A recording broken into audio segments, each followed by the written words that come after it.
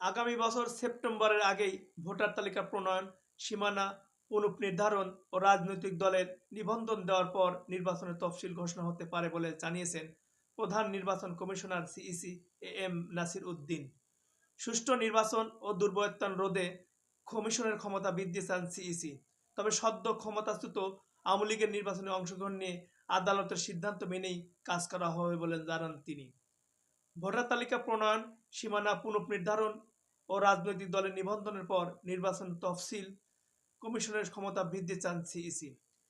বিতর্কিত দ্বাদশ জাতীয় সংসদ নির্বাচনে ৭ মাসের মাথায় দেশ ছেড়ে পালিয়ে যেতে বাধ্য হন স্বৈরাচারী প্রধানমন্ত্রী শেখ হাসিনা।